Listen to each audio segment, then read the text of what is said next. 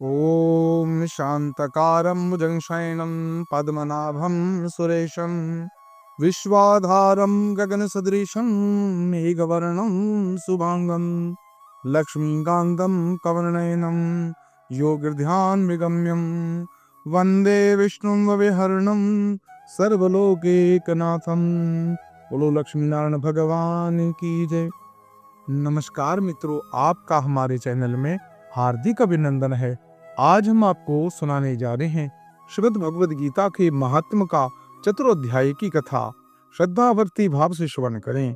सर्वप्रथम आपको बता दें, आज हम आपको कथा के पश्चात पितृदोष के उपाय बतलाएंगे, जिससे आपके जीवन में आएगी सुख शांति।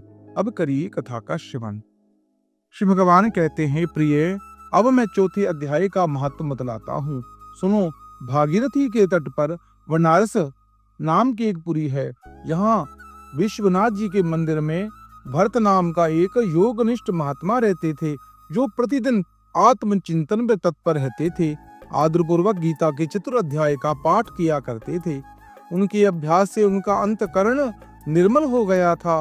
वे शीत उष्ण आदि द्वंद्वों से कभी व्यथित नहीं होते थे।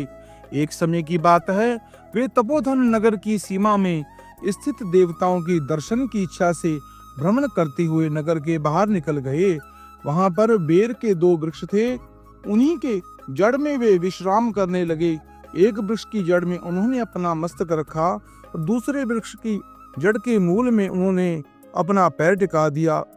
थोड़ी देर बाद जब वे तपस्वी चले गए, तब बेर के वे दोनों वृक्ष 6 दिनों में ही के भीतर सूख गए। उसमें पत्ते और डालियां भी नहीं रह गई। तत्पश्चात वे दोनों वृक्ष कहीं ब्राह्मणों के पवित्र गृह में 2 कन्याओं के रूप में उत्पन्न हुए। वे दोनों कन्याएं जब बढ़कर 7 वर्ष की हो गई, तब एक दिन उन्होंने दूसरे देशों में घूमकर आते हुए भरत मुनि को देखा। उन्हें देखते ही वे दोनों उनके चरणों में पड़ गई और मीठी वाणी में बोली, मुने, आपकी कृपा से हम दोनों का उद्धार हुआ है। हमने बेर की योनि त्याग कर मानव और शरीर को प्राप्त किया है। उनके इस प्रकार कहने पर मुनि को बड़ा ही विस्मय हुआ। उन्होंने, पुत्रियों, मैंने कब से किस साधन से तुम्हें मुक्त किया है? साथ ही यह भी बताओ कि तुम्हारे बेर के वृक्ष होने में क्या कारण था, क्योंकि इस विषय में मुझे कुछ भी ज्ञात नहीं है। तब वे कन्याएं पहले उन्हें अपने बेर हो जाने के कारण बतलाती हुई बोली, मुने, गोदावरी नदी के तट पर छिन्न पाप नाम का एक उत्तम तीर्थ है, जो मनुष्य को पुण्य प्रदान करने वाला है। वह पावनता की चरम सीमा पर पहुंचा हुआ है। उस तीर्थ में सत्यतपा नाम के एक तपस्वी बड़ी कठोर तपस्या कर रहे थे। वे ग्रीष्म ऋतु में प्रज्वलित अग्नियों के बीच बैठते थे। वर्षा काल में जल की धाराओं से उनके मस्तक के बाल सदा भीगे ही रहते थे तथा जोड़ों के समय जल में निवास करने के कारण उनके शरीर में हमेशा रोंगटे खड़े रहते थे। वे बाहर भीतर से सदा शुद्ध रहते, समय पर तपस्या करते तथा मन में और इंद्रियों को संयम में रखते हुए परम शांति को प्राप्त कर कर आत्मा में ही रमण करते थे। वे अपनी विद्वता के द्वारा जैसे व्याख्यान करते थे, उसे सुनने के लिए साक्षात ब्रह्मा जी भी प्रतिदिन उनके पास उपस्थित होते थे और प्रश्न किया करते थे। ब्रह्मा जी के साथ उनका संकोच नहीं रह गया था, अतः उनके आने पर भी वे सदा तपस्या में मगन रहते थे। परमात्मा के ध्यान में निरंतर संलग्न के साथ ही उनकी तपस्या सदा बढ़ती रहती थी। सत्यतपा को जीवन मुक्त के समान मानकर इंद्र को अपने समृद्धिशाली पद के संबंध में कुछ भय हुआ। तब उन्होंने उनकी तपस्या में सैकड़ों विघ्न डालने का आरंभ किया। अप्सराओं के समुदाय से हम दोनों को बुलाकर इंद्र ने इस प्रकार आदेश दिया, तुम दोनों उस तपस्वी की तपस्या में विघ्न डालो, जो मुझे इंद्र पद से हटाकर स्वर्ग का राजा छीनना चाहता है। इंद्र का यह आदेश पाकर हम दोनों उनके सामने से चलकर गोदावरी की तीर पर, जहां मुनि तपस्या करते थे, आई। वह मंद एवं गंभीर स्वर में बजाते हुए मृदंग और मधुर वेणुनाद के साथ हम दोनों ने अन्य अप्सराओं सहित मधुर स्वर में गान आरंभ किया। इतना ही नहीं, उन योगी महात्मा को वश में करने के लिए हम लोग स्वर, ताल और लय के साथ नृत्य भी करने लगी। बीच बीच में जरा सा आंचल खिसन के कारण उन्हें हमारी छाती भी दिख जाती थी। हम दोनों भी उन्मत्त गति काम भाव का उद्यापन कर रहे थे। किंतु उसने उन निर्विकार चित्त वाले महात्मा के मन में क्रोध का संचार कर दिया। तब उन्होंने हाथ में जल छोड़कर हमें क्रोध पूर्वक श्राप दिया, अरे तुम दोनों गंगा जी के तट पर वेर के वृक्ष हो जाओ। यह सुनकर हम लोगों ने बड़ी विनय के साथ कहा, महात्मन हम दोनों पराधीन थी, अतः हमारे द्वारा जो दुष्कर्म बन गया है उसे आप क्षमा करें।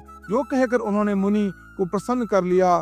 तब उन पवित्र चित्त वाले मुनि ने हमारे शापोद्धार की अवधि निश्चित करते हुए कहा, भरत मुनि के आने तक तुम दोनों यहाँ पर शाप लागू होगा। उसके बाद तुम दोनों लोगों का मृत्यु लोक में जन्म होगा और पूर्व जन्म की स्मृति भी बनी रहेगी। मुनि, जिस प्रकार हम दोनों वेर के वृक्ष के रूप में खड़ी थी, उस समय हमारे समीप आकर गीता के चौथे अध्याय का जाप करते हुए हमारा उद्धार किया था, अतः हम आपको प्रणाम करती हैं। आपने केवल शाप से नहीं, इस भयानक संसार से भी गीता के चतुर्थ के पाठ द्वारा हमें मुक्त कर दिया। श्री भगवान कहते हैं, उन दोनों के इस प्रकार कहने पर मृत मुनि बहुत प्रसन्न हुए। उन्होंने उनसे पूजित हो विदा लेकर जैसे आए थे वैसे ही चले गए। वे दोनों कन्याएं बड़े आदर के साथ प्रतिदिन गीता के चतुर्थ का पाठ करने लगी, जिससे उनका उद्धार हुआ। जिस प्रकार उन दो कन्याओं अप्सराओं का उद्धार हो गया, उसी प्रकार जो भी इस कथा का श्रवण करता है, गीता के पाठ का अनुकरण करता है, उनके समस्त शाप ताप दूर हो जाते हैं। मित्रों, अब हम बताते हैं आपको पितृ दोषों से मुक्ति के उपाय। पितृ दोष खत्म करने के लिए श्राद्ध में तर्पण करें। विशेषकर पितृ पक्ष में पितरों के नाम पर ब्राह्मणों को, गरीबों को भोजन कराएं और दान दें। पीपल के पेड़ पर जल अर्पित करें। रोजाना पितृ स्तोत्र या गीता का पाठ करें। शिव जी की पूजा करें और घर के दक्षिण दिशा में पूर्वजों की तस्वीर लगाकर उनका आशीर्वाद प्राप्त करें। पितरों के लिए ब्राह्मणों को और गरीबों को भोजन कराएं और दक्षिणा प्रदान करें। हर अमावस्या के दिन पीपल के पेड़ में जल और काले तिल मिलाकर जल अर्पित करें। शिवलिंग की पूजा करें। शिवलिंग पर काले तिल चढ़ाएं। पितृ स्तोत्र का पाठ करें और रोजाना सूर्य देव को जल अर्पित करें। दक्षिण दिशा में मुख कर पितरों को प्रणाम करें। जल का अर्घ प्रदान करें। दक्षिण दिशा में पितरों की तस्वीर लगाएं।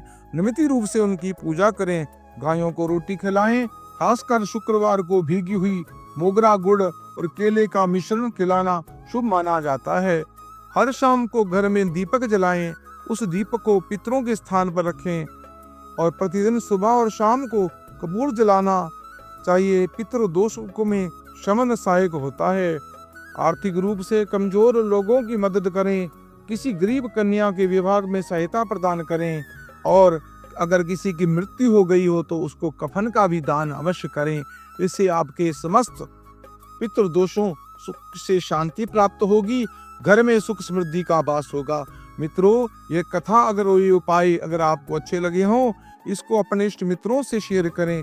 पुण्य के भागी बने। हमारे चैनल को सब्सक्राइब करें, लाइक करें और कमेंट बॉक्स में ओम लक्ष्मी नारायण अवश्य लिखें।